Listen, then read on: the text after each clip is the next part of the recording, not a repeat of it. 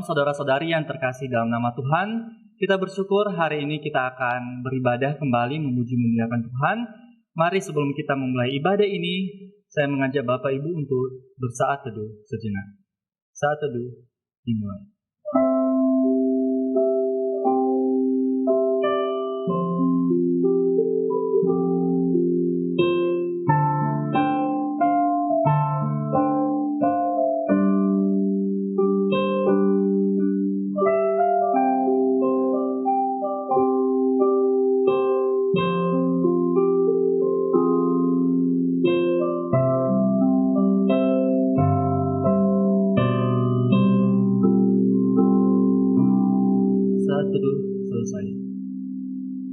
Mari saya mengajak Bapak Ibu untuk bangkit berdiri. Mari kita merespon panggilan ibadah yang terambil dari Yesaya pasal 25 ayat 1 sampai ayatnya yang kelima. Kita akan membacakannya secara bertanggapan. Ya Tuhan, Engkaulah Allahku. Aku mau meninggikan Engkau, mau menyanyikan syukur bagi nama-Mu, sebab dengan kesetiaan yang teguh, Engkau telah melaksanakan rancangan-Mu yang ajaib yang telah ada sejak dahulu. Sebab Engkau telah membuat kota itu menjadi timbunan batu, dan kota yang berkubu itu menjadi reruntuhan. Puri orang luar tidak lagi menjadi kota, dan tidak dibangunkan lagi untuk selama-lamanya. Sebab Engkau menjadi tempat pengungsian bagi orang lemah, tempat pengungsian bagi orang miskin dalam kesesakannya, perlindungan terhadap angin ribut, naungan terhadap panas terik. Sebab amarah orang-orang yang gagah sombong itu seperti angin ribut di musim dingin.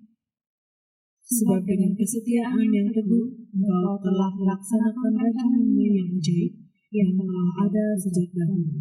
Bersama-sama, seperti panas terik di tempat kering, kegaduhan orang-orang luar Kau diamkan, seperti panas terik ditiadakan oleh naungan awan, demikianlah nyanyian orang-orang yang gagah sombong ditiadakan.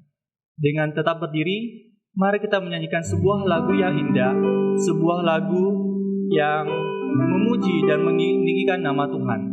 Bersama-sama kita menyanyikan lagu pujian Mulia.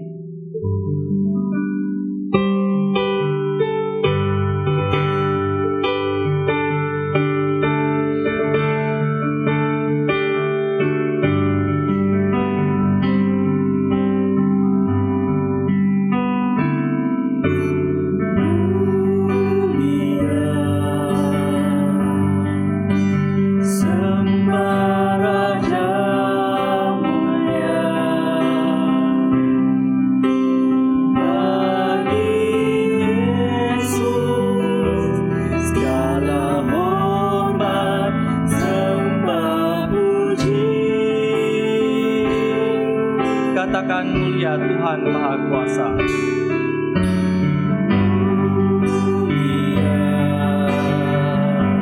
Dan muliakan namanya Yesus. Tinggikan dan muliakan namanya Yesus.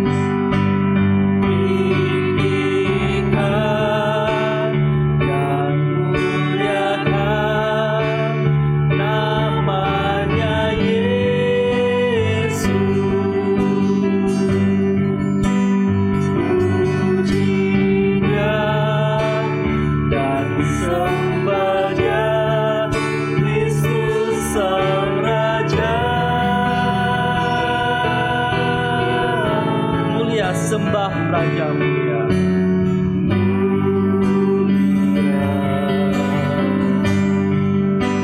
Sembah Raja mulia. Raja atas segala raja, termulialah.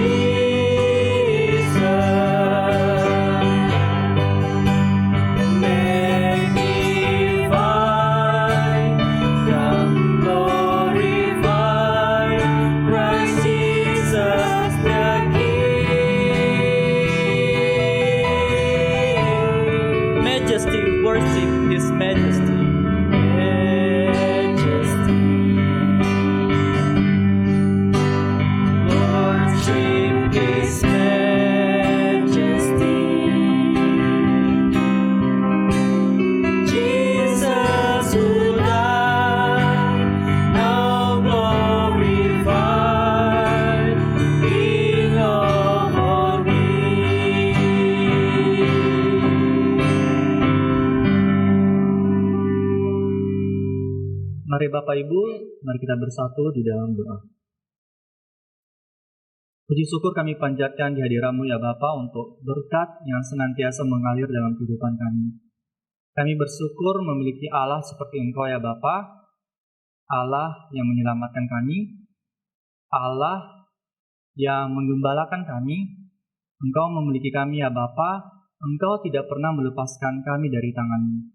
Kami bersyukur atas penyertaan Tuhan yang sungguh luar biasa dalam kehidupan kami, untuk segala hal yang boleh kami kerjakan sejauh ini, hingga sampai kami di sini ya Bapa, untuk bersaat teduh, untuk menikmati Engkau lagi, untuk memuji memuliakan Engkau. Tuhan, pada kesempatan ini kami rindu untuk mendengarkan firman-Mu.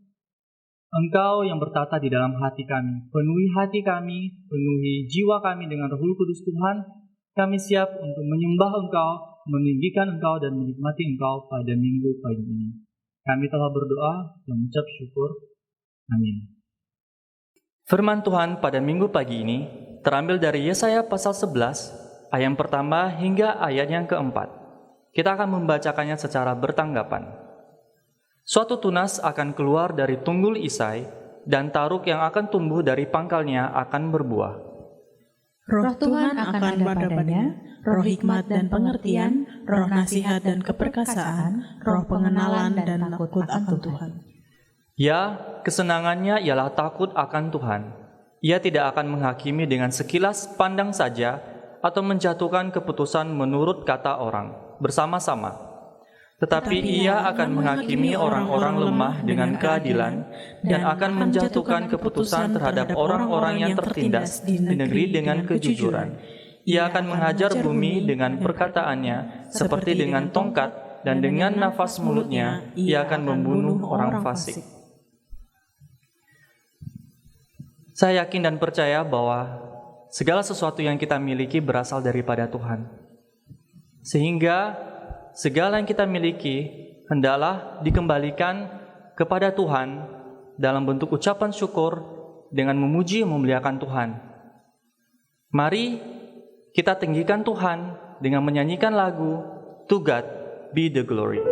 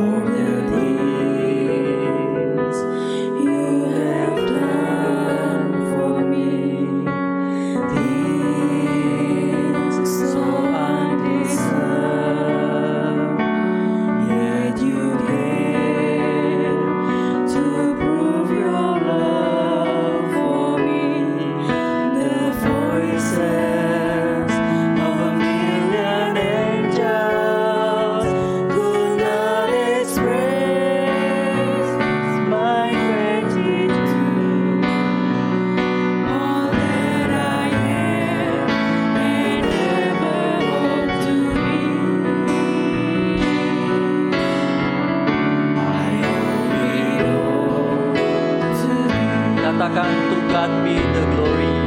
To God be the glory. To God be the glory. To God be the glory. To God be the glory.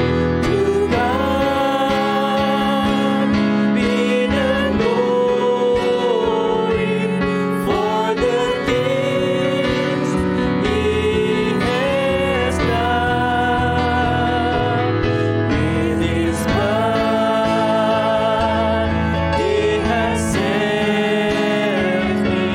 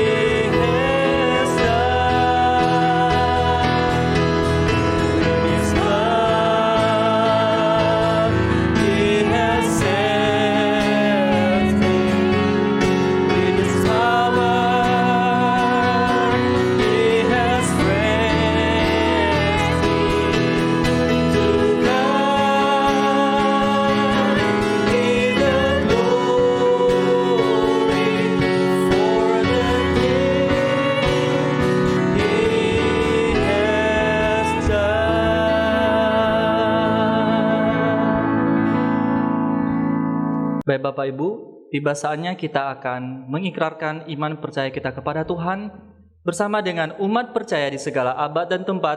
Mari kita ikrarkan pengakuan iman rasuli. Aku percaya kepada Allah, Bapa yang Maha Kuasa, Khalik langit dan bumi, dan kepada Yesus Kristus, Anak yang tunggal Tuhan kita, yang dikandung daripada Roh Kudus, lahir dari anak darah Maria, yang menderita sengsara di bawah pemerintahan Pontius Pilatus, disalibkan, mati dan dikuburkan, turun ke dalam kerajaan maut. Pada hari yang ketiga, bangkit pula dari antara orang mati, naik ke surga, duduk di sebelah kanan Allah, Bapa yang Maha Kuasa, dan akan datang dari sana untuk menghakimi orang yang hidup dan yang mati. Aku percaya kepada Roh Kudus, gereja yang kudus dan am, persekutuan orang kudus, pengampunan dosa, kebangkitan daging, dan hidup yang kekal. Amin. Baik Bapak Ibu, tiba saatnya kita akan memanjatkan doa syafaat kita kepada Tuhan. Mari, saya akan memimpin di dalam doa dan Bapak Ibu bisa berdoa di dalam hati masing-masing. Kita berdoa. Tuhan, Allah kami yang besar, Allah yang kami tinggikan, yang kami muliakan, kami bersyukur atas berkat Tuhan yang senantiasa mengalir dalam kehidupan kami. Tuhan, kami tahu kami adalah manusia yang berdosa, ada banyak hal yang menjadi pergumulan dalam hidup kami, ada banyak hal yang menarik kami jauh daripadamu Tuhan. Ada banyak hal yang menjadi berhala-berhala kami, yang membuat kami nyaman, yang membuat kami senang akan hal itu, sehingga kami tidak memandang Engkau lagi ya Bapa. Pada saat ini ya Bapa, kami mengaku dosa di dalam nama-Mu ya Bapa, kiranya Tuhan sendiri yang senantiasa memegang kami ya Bapa. Kami tahu ketika kami berjalan sendiri, kami akan hancur, kami akan hilang, dan kami akan rusak ya Bapa. Namun, kiranya Engkau yang menggembalakan kami, menuntun kami, memegang tangan kami ya Bapa, untuk kami senantiasa berjalan di jalan yang Engkau arahkan. Banyak hal ya Bapa yang menjadi pergumulan hidup kami, yang menjadi hal yang mengaburkan kami untuk memandang Engkau. Tuhan, kiranya segala hal itu Engkau bereskan ya Bapa, kami menyerahkan itu semua di dalam tangan Tuhan. Engkau lepaskan kami dari belenggu itu ya Bapa, karena kami ini adalah ciptaan-Mu, kami ini adalah anak-Mu. Kami ingin menyembah Engkau ya Bapa sebagai Allah kami, sebagai Bapa kami, sebagai Tuhan kami. Mungkin banyak hal juga yang menjadi dosa favorit kami ya Bapa, ataupun dosa yang terlihat, maupun dosa yang tidak terlihat ya Bapa. Tuhan, kiranya Engkau membereskan itu ya Bapa, kiranya kami juga Engkau berikan kekuatan untuk mengerjakan setiap keselamatan yang telah Tuhan berikan kepada kami. Kiranya daily reconciliation yang kami kerjakan selama ini senantiasa Engkau berkati, Engkau mampukan, hingga pada saatnya nanti kami bisa bertemu dengan Engkau, bersama-sama dengan Engkau di atas kerajaan surga.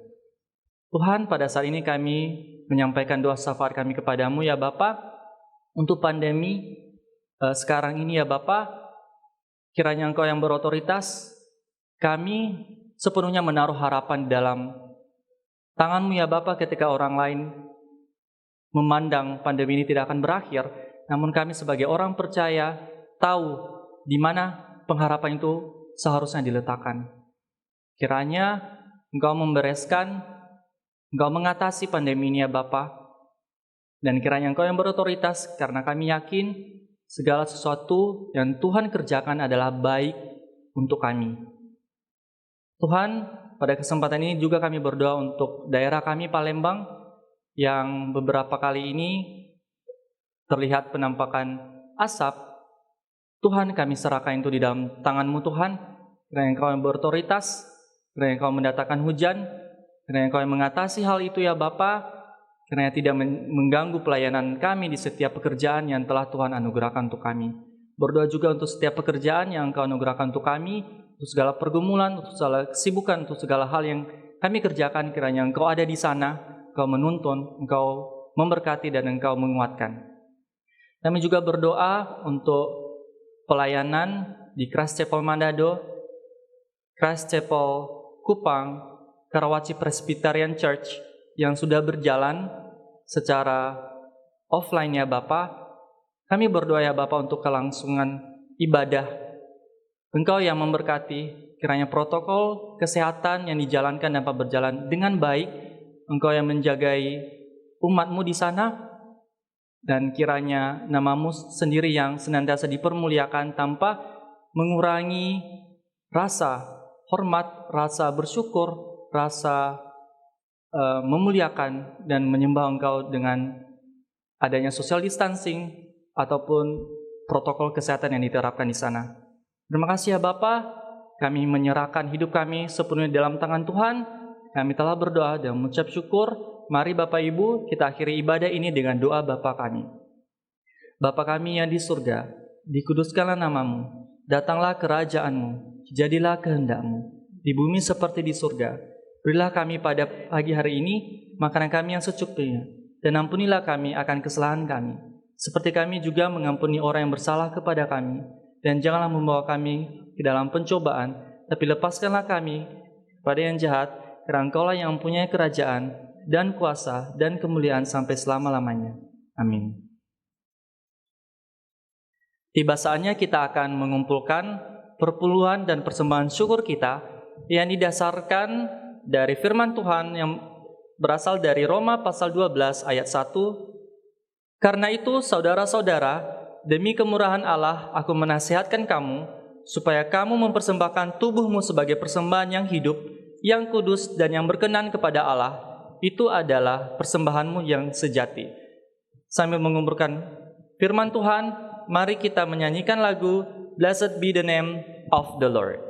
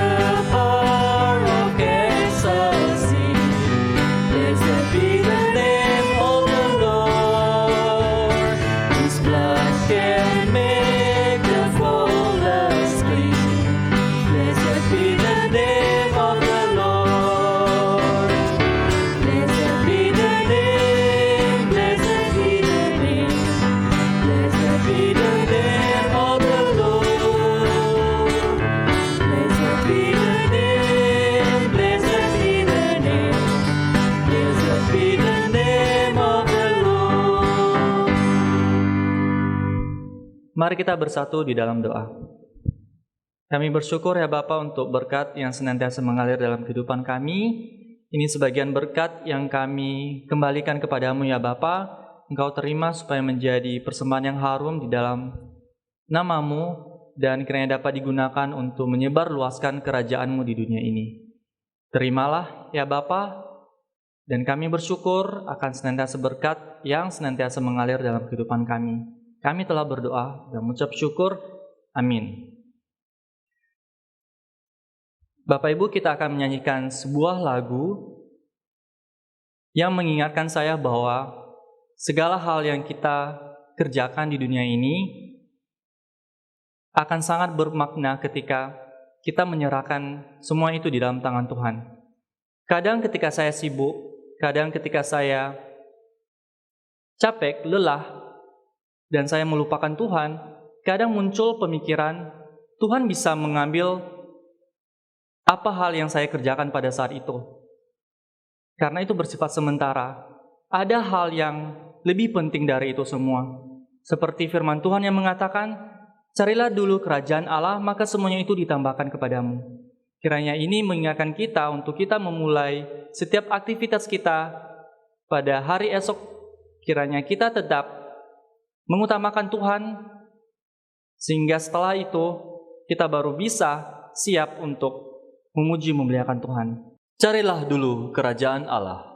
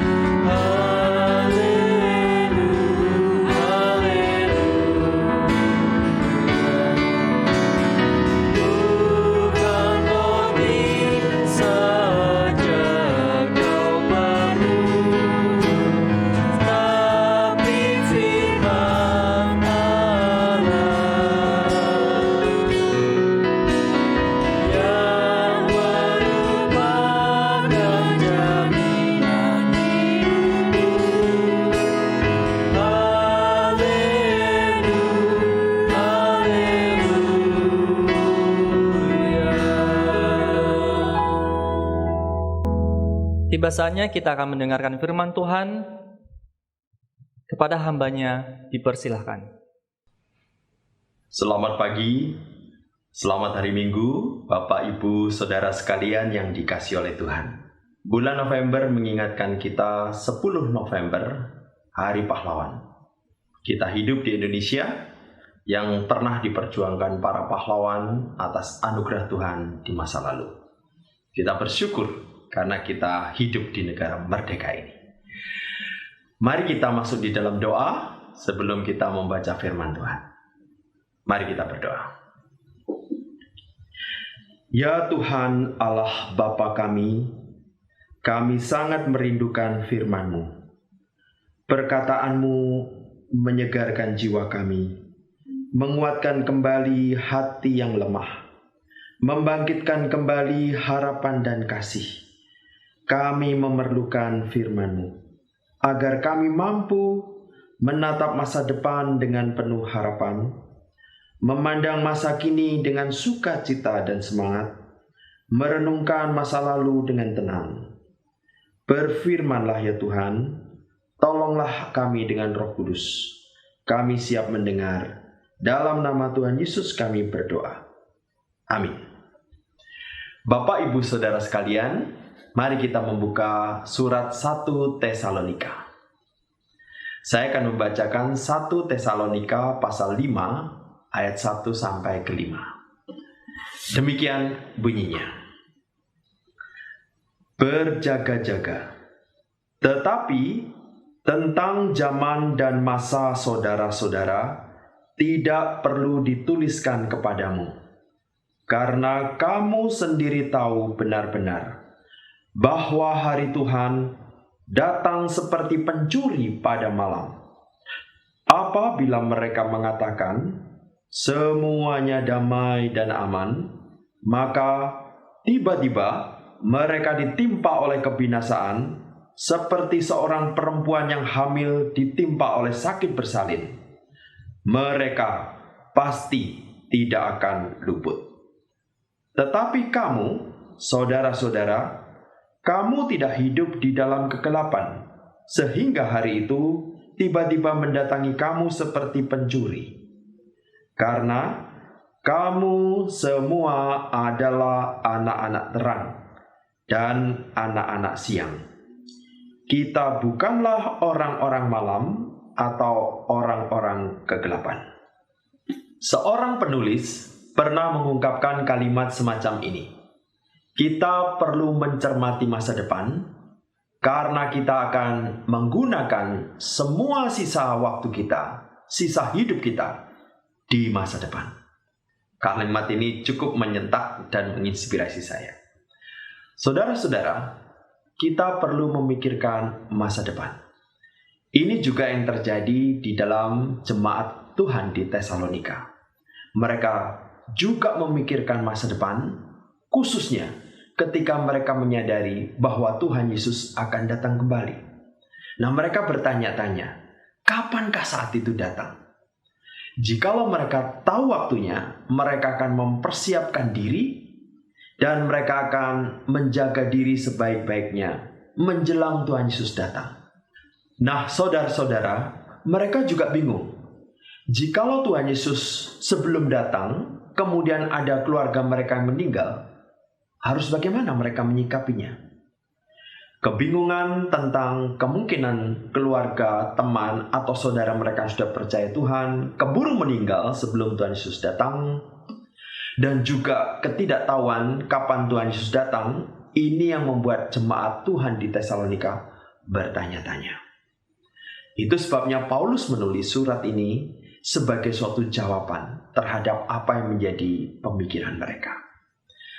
Nah, saudara-saudara, pada waktu kita membaca ayat-ayat tadi, Paulus mengungkapkan beberapa frase di dalam tulisannya yang perlu kita cermati.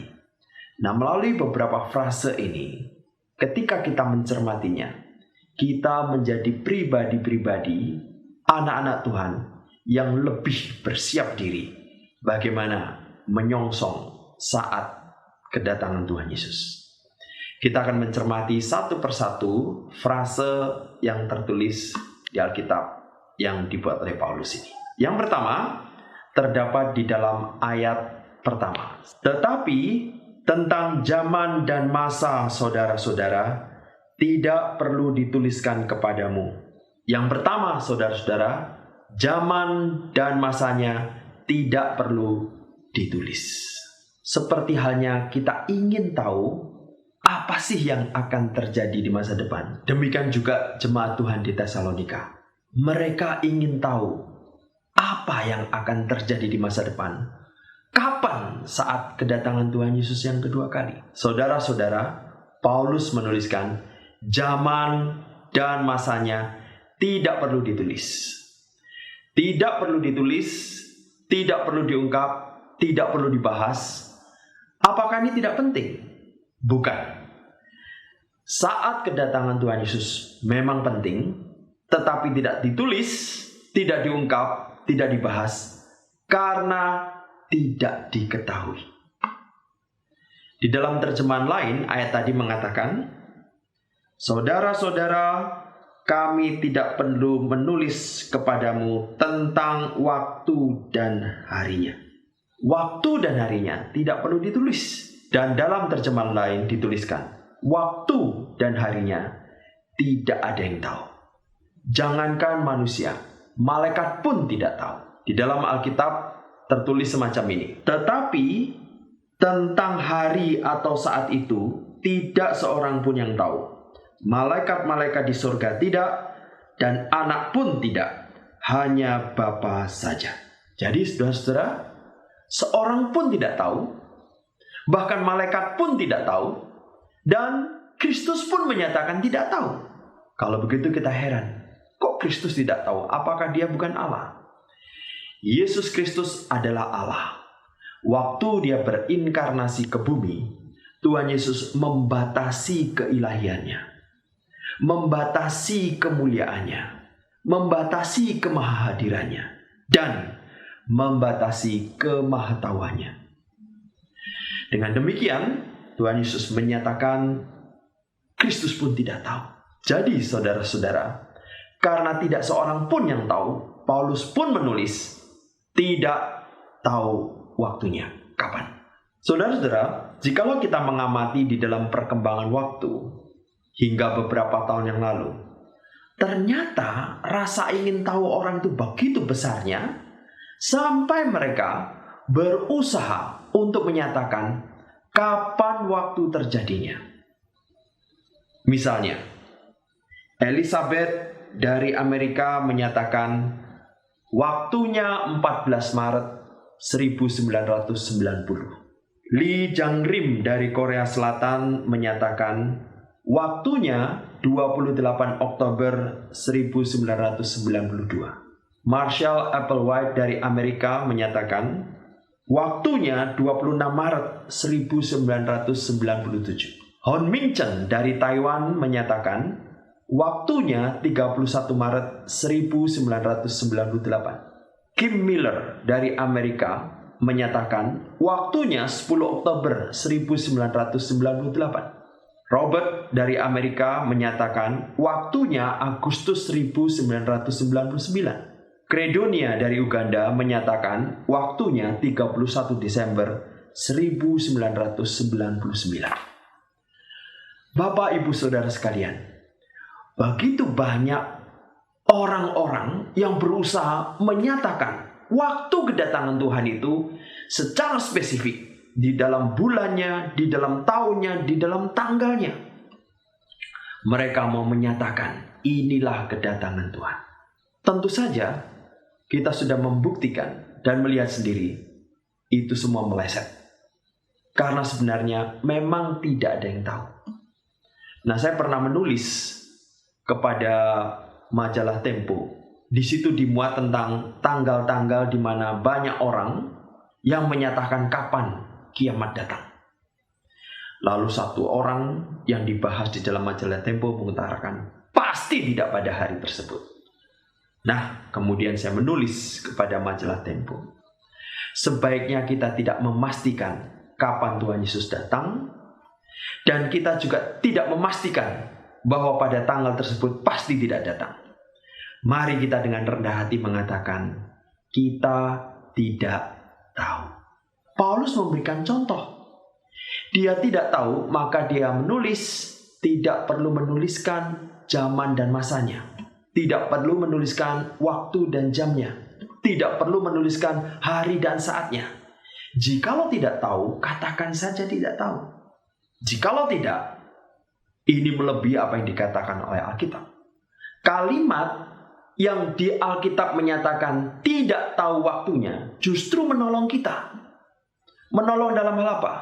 Supaya jikalau ada orang menyatakan kapan waktunya, tahunnya, bulannya, tanggalnya, bahkan jamnya, kita langsung bisa menyatakan ini tidak sesuai Alkitab.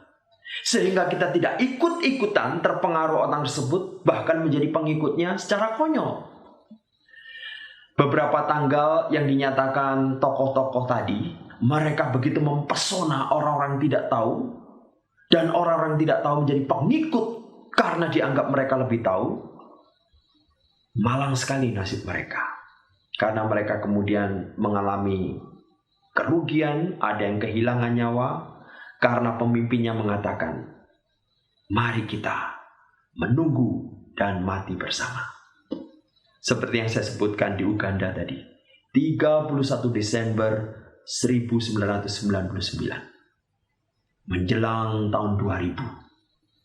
Mereka berada di suatu ruangan yang tertutup, digembok dari luar, dan begitu malam itu tiba, mereka menanti dengan berdebar, dan kemudian diledakkan tempat itu. Siapa yang meledakkan kita tidak tahu, ratusan orang tewas.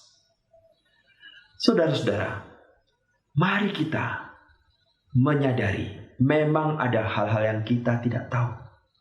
Dan Alkitab menyatakan tidak tahu supaya kita waspada dan tidak sembarangan mengikut orang yang berlagak tahu.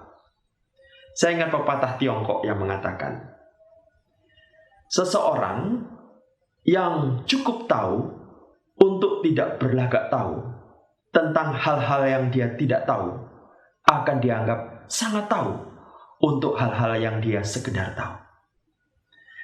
Mari untuk hal yang kita tidak tahu dan Alkitab menyatakan tidak tahu, kita dengan rendah hati mengatakan kami tidak tahu. Saudara-saudara, ini menolong kita menyadari hal-hal apa yang kita belum tahu, supaya kita belajar. Hal-hal apa yang kita tidak tahu dan tidak perlu tahu, supaya kita tidak terjebak di dalam kesia-siaan waktu. Banyak hal yang lebih penting untuk diketahui, seperti halnya memahami firman Allah yang jelas-jelas tertulis dan dapat dimengerti dengan baik. Ini adalah frase yang pertama dari tulisan Paulus. Frase kedua terdapat di dalam 1 Tesalonika 5 ayat yang kedua. Demikian bunyinya. Karena kamu sendiri tahu benar-benar bahwa hari Tuhan datang seperti pencuri pada malam. Inilah frase kedua. Hari Tuhan datang seperti pencuri. Nah, izinkan saya menjelaskan dengan gambar sebagai berikut. Anda perhatikan, di dalam gambar ini, garis panah yang putih menggambarkan kedatangan Yesus yang pertama. Garis panah yang kedua yang berwarna merah menggambarkan kedatangan Yesus yang kedua. Nah, saudara-saudara, kedatangan Yesus yang kedua inilah yang disebut akhir zaman, yang disebut hari Tuhan. Inilah saat kedatangan Tuhan Yesus seperti yang dimaksud oleh Paulus. Jadi di dalam gambar tersebut Anda bisa melihat zaman akhir adalah masa bentangan waktu antara kedatangan Yesus pertama dengan kedatangan Yesus kedua. Itu yang disebut zaman akhir. Zaman akhir diakhiri dengan suatu titik yang disebut akhir zaman. Akhir zaman adalah saat kedatangan Yesus yang kedua. Kedatangan Yesus yang kedua, inilah yang disebut hari Tuhan. Inilah yang disebut kiamat. Inilah yang disebut akhir zaman. Kapan datangnya hari Tuhan? Tidak ada yang tahu. Kapan datangnya akhir zaman? Tidak ada yang tahu. Tetapi datangnya seperti pencuri. Nah, saudara-saudara, istilah pencuri terasosiasi dengan gambaran seolah-olah ada suatu maksud tersembunyi yang buruk di sana. Datang seperti pencuri tidak ada kaitannya dengan niat buruk, niat jahat, niat tersembunyi. Tidak. Datang seperti pencuri berarti kedatangannya sama sekali tidak terduga. Hari Tuhan datang seperti pencuri berarti datang pada waktu yang tidak terduga. Di dalam Matius 24 disebutkan, sebab itu hendaklah kamu juga siap sedia, karena Anak Manusia datang pada saat yang tidak kamu duga. Jadi saudara-saudara, kedatangan yang tidak terduga ini disengaja oleh Tuhan. Supaya apa? Supaya kita berjaga-jaga setiap tahun, setiap bulan, setiap minggu, setiap hari, setiap jam, setiap menit, setiap detik. Tuhan memberitahukan kedatangannya secara tidak terduga, mendadak, dan pasti datang untuk mendorong kita berjaga-jaga. Di dalam ayat-ayat yang akan saya baca ini, nyata sekali bahwa kita harus berjaga-jaga. Hati-hatilah dan berjaga-jagalah, sebab kamu tidak tahu bila manakah waktunya tiba. Dan halnya sama seperti seorang yang bepergian, yang meninggalkan rumahnya dan menyerahkan tanggung jawab kepada hamba-hambanya, masing-masing dengan tugasnya, dan memerintahkan penunggu pintu supaya berjaga-jaga. Karena itu, berjaga-jagalah, Sebab kamu tidak tahu bila manakah tuan rumah itu pulang, menjelang malam, atau tengah malam, atau larut malam, atau pagi-pagi buta. Supaya kalau ia tiba-tiba datang, jangan kamu didapatinya sedang tidur. Apa yang kukatakan kepada kamu, kukatakan kepada semua orang. Berjaga-jagalah. Inilah pesan Tuhan bagi kita. Berjaga-jagalah. Di dalam ayat yang baru saja kita baca, digambarkan seperti tuan rumah yang pergi meninggalkan tempatnya. Dia tidak memberitahu kapan dia pulang, tetapi dia pulang sewaktu-waktu, supaya orang yang di rumah berjaga-jaga. Demikian juga kita. Mari kita menyadari maksud Tuhan ini dan berjaga-jaga setiap hari, setiap waktu. Berjaga-jaga. Karena hari Tuhan itu akan datang seperti pencuri. Tidak terduga waktunya. Bapak, Ibu, Saudara sekalian, jikalau hari Tuhan itu adalah hari ini, apakah Anda sudah siap? Siapkah kita sewaktu-waktu bertemu dengan Tuhan kita? Frase yang ketiga, kita akan melihat di dalam 1 Tesalonika 5 ayat yang ketiga. Demikian bunyinya. Apabila mereka mengatakan semuanya damai dan aman, maka tiba-tiba mereka ditimpa oleh kebinasaan. Seperti seorang perempuan yang hamil ditimpa oleh sakit bersalin, mereka pasti tidak akan luput. Inilah frasa yang ketiga, mereka pasti tidak akan luput.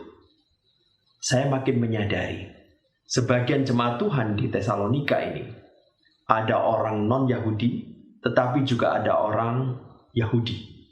Dan orang Yahudi pasti pernah terpengaruh oleh ajaran Yudaisme. Dan ketika mereka memikirkan hari Tuhan, saya sekarang sadar apa yang membuat mereka ngeri.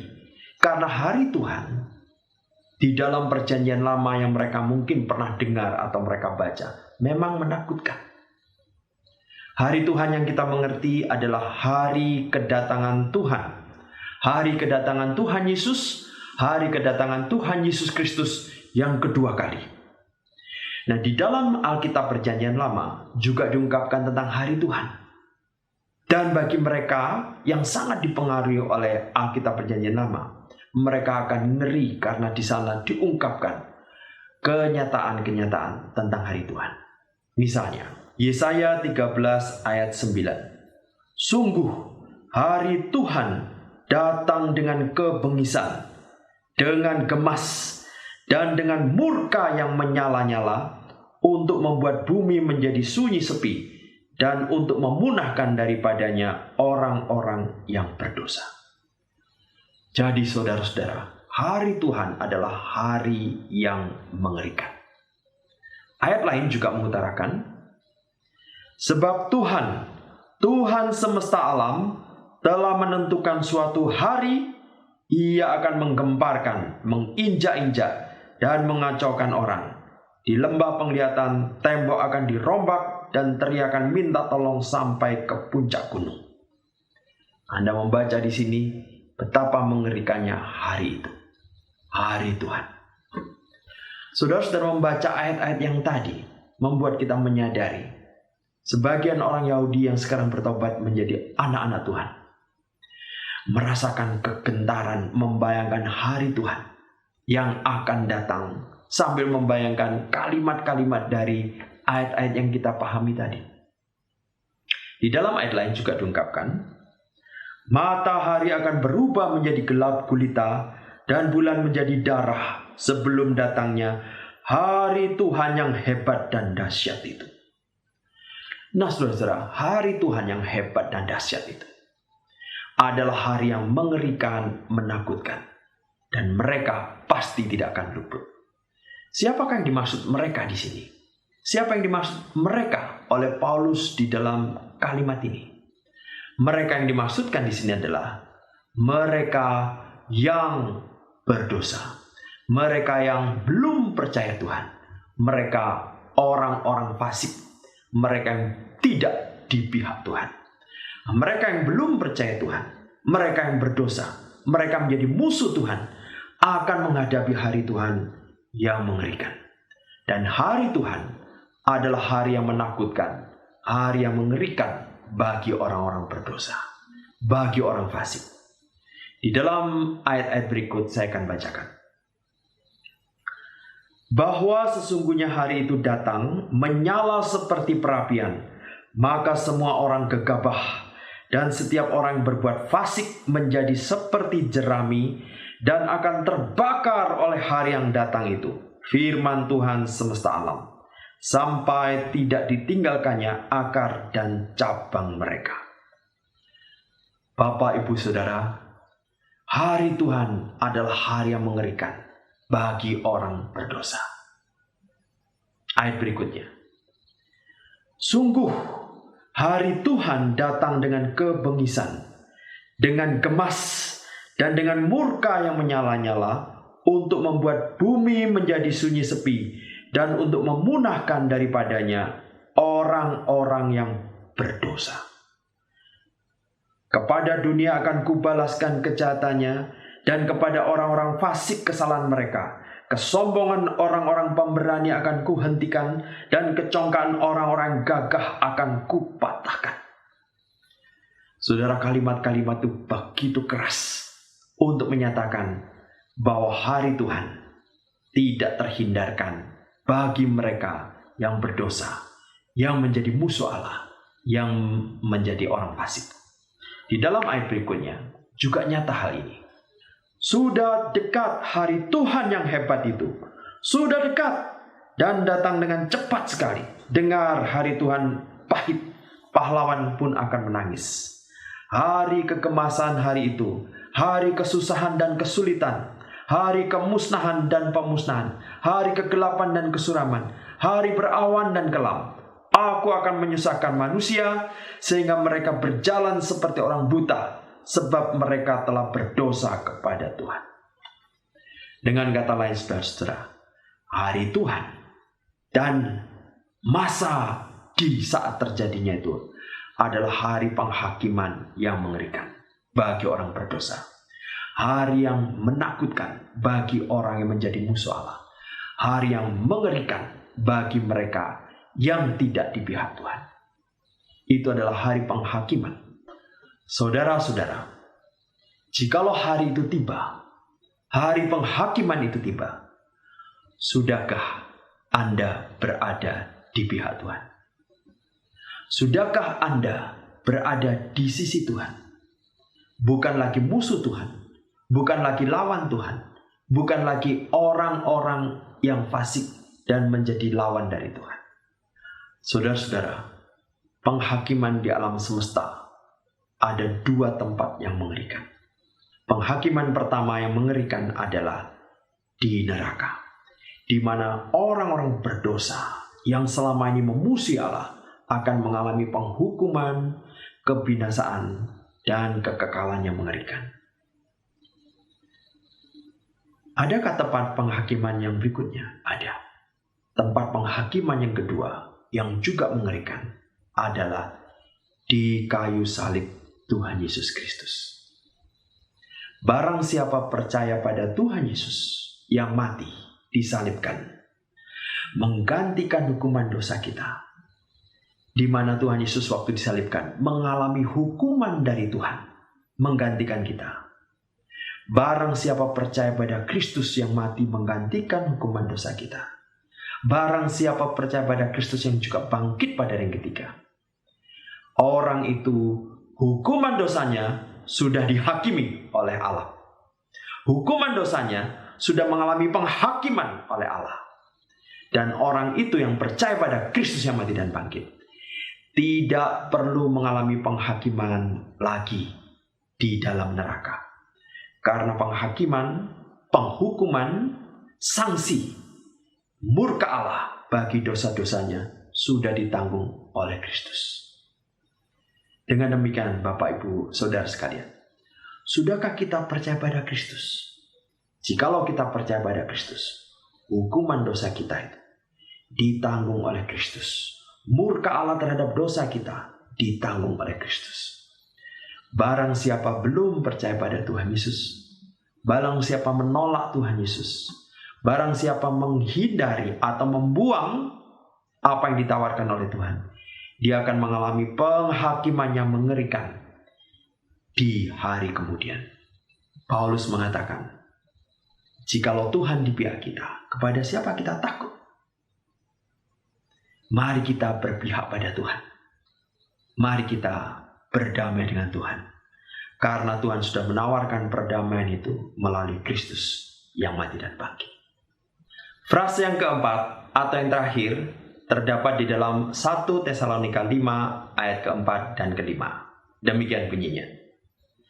Tetapi kamu, saudara-saudara, kamu tidak hidup di dalam kegelapan, sehingga hari itu tiba-tiba mendatangi kamu seperti pencuri. Karena kamu semua adalah anak-anak terang dan anak-anak siang. Kita bukanlah orang-orang malam atau orang-orang kegelapan. Inilah frase yang keempat. Kamu adalah anak-anak terang. Waktu kita membaca ayat-ayat ini, kita menyadari ada suatu perbedaan perlakuan, ada perbedaan suasana. Kita anak-anak terang, bukan anak-anak gelap. Kita anak-anak siang, bukan anak-anak malam. Artinya, kita akan memiliki pengalaman yang berbeda. Sama-sama menghadapi hari Tuhan, tetapi kita akan memberikan tanggapan yang berbeda terhadap hari Tuhan tersebut. Kita memiliki respon yang berbeda terhadap hari Tuhan. Kita memiliki respon yang berbeda terhadap hari kedatangan Tuhan Yesus. Justru karena kita anak-anak terang, kita adalah milik Tuhan. Hari kedatangan Tuhan merupakan hari yang mengagumkan. Di dalam 2 Tesalonika 1 ayat 10 dinyatakan, apabila ia datang pada hari itu untuk dimuliakan di antara orang-orang kudusnya dan untuk dikagumi oleh semua orang yang percaya. Artinya saudara-saudara, waktu Tuhan Yesus datang kedua kalinya di dalam kemegahannya bersama begitu banyak malaikat dengan trompet yang berbunyi dan turun dari surga, di situ kita justru kagum dan memuliakan Tuhan. Ini respon yang berbeda dibanding orang-orang fasik, orang-orang yang tidak kenal Tuhan. Kita menyambut dengan sukacita dan gembira. Pada waktu itu orang berkata, sesungguhnya inilah Allah kita yang kita nanti-nantikan supaya kita diselamatkan. Inilah Tuhan yang kita nanti-nantikan. Marilah kita bersorak-sorak dan bersukacita oleh karena keselamatan yang diadakannya. Hari itu saudara-saudara, justru kita bersorak, bersukacita, bergembira. Karena saat penyelamatan yang sempurna yang akan mengubah, memperbarui diri kita secara sempurna sudah tiba. Justru kita bergembira dan bersukacita. Di dalam 2 Tesalonika diungkapkan semacam ini. Dan yang sekarang dinyatakan oleh kedatangan juru selamat kita Yesus Kristus, yang oleh Injil telah mematahkan kuasa maut dan mendatangkan hidup yang tidak dapat binasa. Puji Tuhan. Tuhan Yesus datang di saat hari Tuhan. Kita bersyukur, kita bersukacita, kita bersorak-sorak, dan hari itu kita diubah, disempurnakan. Dan kita menikmati kebersamaan bersama juru selamat yang kita nantikan dan kita muliakan tersebut. Puji Tuhan. Bapak, Ibu, Saudara sekalian yang dikasihi oleh Tuhan. Frase-frase yang ditulis oleh Paulus ini menggoncangkan atau menghibur jemaat Tuhan di Tesalonika. Bagi Anda sendiri, frase dari Paulus ini, khususnya yang keempat ini, mengguncangkan hati Anda atau justru memberikan penghiburan kepada Anda. Hari ini kita belajar frase-frase yang ditulis oleh Paulus yang perlu kita cermati supaya kita bisa menyongsong hari yang akan datang itu dengan persiapan yang setiap saat kita lakukan. Yang pertama, waktunya tidak perlu ditulis. Kedua, hari Tuhan datang seperti pencuri. Ketiga, mereka ditimpa oleh kebinasaan. Keempat, kamu adalah anak-anak terang. Bapak, Ibu, Saudara sekalian, saya ingat suatu peristiwa yang terjadi di Amerika. Di Amerika pernah ada seorang presiden namanya Dwight Eisenhower. Dia seorang presiden yang menjabat sekitar tahun 1950-an. Pada tahun 1953, Presiden Eisenhower ini berlibur ke Denver. Dan saat dia berlibur ke Denver, rupanya ada masyarakat yang tahu. Di antara masyarakat yang tahu itu ada seorang anak yang berumur 6 tahun, namanya Paul Haley. Paul Haley ini menulis kepada Presiden kalimat semacam ini. Presiden Eisenhower, saya tahu Anda sedang berada di Denver.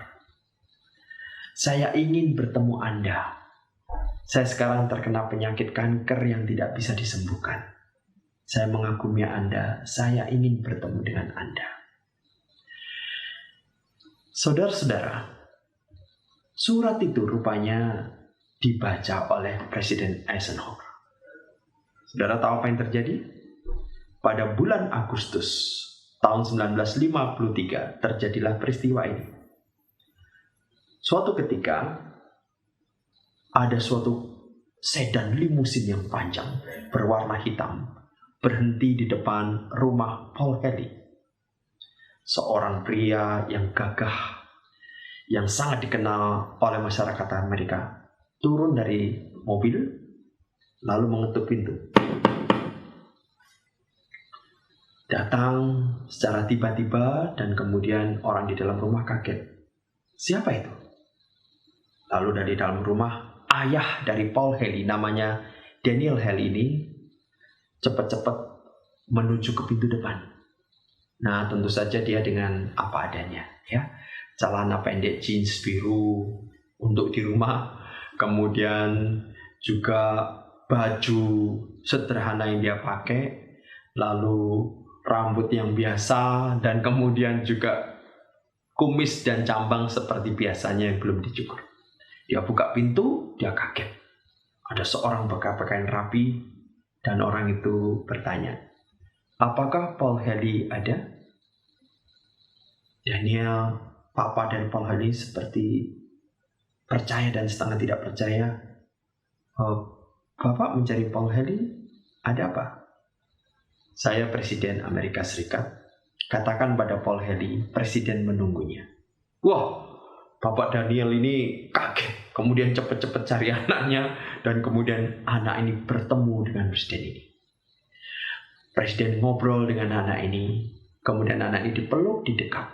Tentu saja itu sukacita yang besar bagi Paul Haley, si anak 6 tahun ini. Nah, kemudian setelah pembicaraan singkat, setelah dipeluk, Presiden Eisenhower kemudian naik limusin dan meninggalkan tempat itu. Saudara, yang menjadi berita. Dan kemudian para wartawan juga mengulas kejadian ini. Dan Anda tahu siapa yang sangat senang? Paul Haley, karena dia bertemu dengan Presiden. Apakah ada yang tidak senang? Ada, saudara-saudara, ternyata. Siapa? Daniel Haley, papa dari Paul Haley. Ditanya oleh wartawan, kok Bapak tidak senang? Ya, saya tidak terbayang hari Presiden Eisenhower datang. Saya pakai celana jeans kumel, baju yang sederhana, belum mandi, rambut acak-acakan, belum bercukur, kumis dan jenggot. Aduh, setiap kali mengingat itu saya malu. Nah, saudara, peristiwa itu saya ingat ketika saya akan mengakhiri khotbah ini. Siapkah Anda ketika Tuhan Yesus datang? Apakah yang perlu Anda siapkan sejak hari ini, jikalau Tuhan Yesus tiba-tiba datang? Mari kita masuk di dalam doa. Tuhan Allah Bapa kami yang di surga yang maha baik, terima kasih kami disadarkan kedatangan hari Tuhan yang penuh sukacita. Kami akan bertemu Juru Selamat kami, Yesus Kristus yang kami cintai. Kami bersyukur Tuhan untuk pengertian firman-Mu ini. Kiranya menolong kami untuk mempersiapkan diri kami setiap saat di dalam hidup kami, sebagai tanda kasih kami kepada Tuhan, sebagai tanda hormat kami kepada Tuhan, sebagai tanda cinta dan sayang kami kepada Juru Selamat kami yang agung. Di dalam nama Tuhan Yesus, penebus kami, Juru Selamat kami satu-satunya, kami berdoa. Amin. Sungguh firman Tuhan yang sangat memberkati. Kita akan menyanyikan sebuah lagu yang mengingatkan akan tujuan hidup kita. Saya yakin Tuhan menciptakan kita akan suatu tujuan, karena Tuhan sendiri menciptakan segala sesuatu dengan penuh rancangan yang indah. Dan kita tidak bisa pergi jauh dari tujuan itu. Kiranya lagu yang akan kita nyanyikan akan mengingatkan kita akan tujuan hidup kita, yaitu untuk dipakai Tuhan untuk kebesaran namanya di dunia ini. Pakai hidupku ini.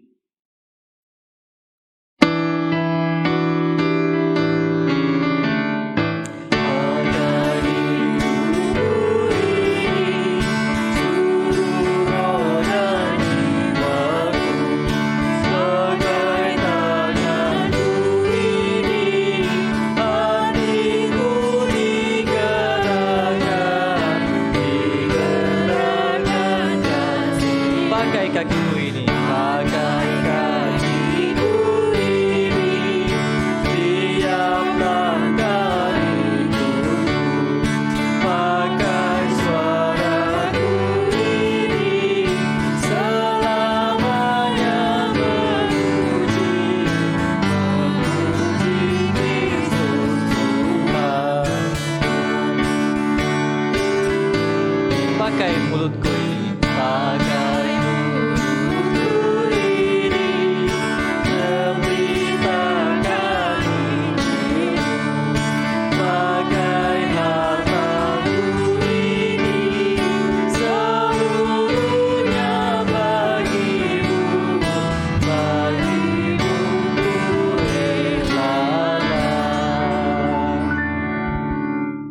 Mari saya mengajak Bapak Ibu untuk bangkit berdiri. Mari kita menyanyikan doksologi.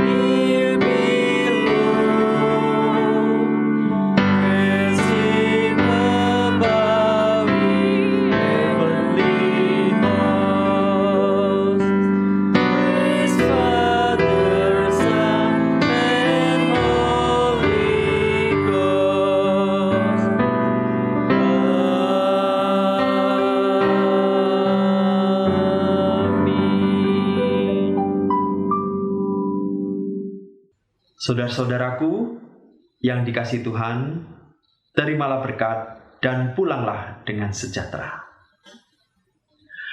Allah Bapa yang memiliki rencana yang sempurna dari kekal, Tuhan Yesus Kristus, Juru Selamat yang telah mati dan bangkit untuk kita, dan Roh Kudus yang telah diutusnya menyertai kita, kiranya bersama dengan kita hari ini sampai selama-lamanya. Amin. Amin. Amin.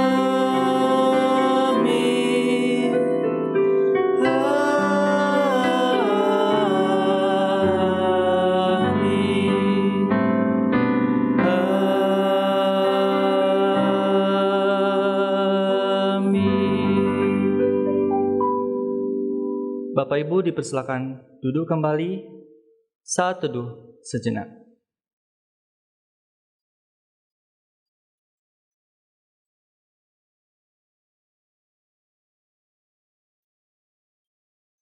Saat teduh selesai.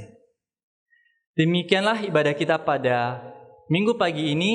Kiranya firman Tuhan yang kita dengar dapat senantiasa menjadi pegangan kita untuk melakukan pelayanan kita dan pekerjaan kita untuk seminggu ke depan. Tuhan Yesus memberkati.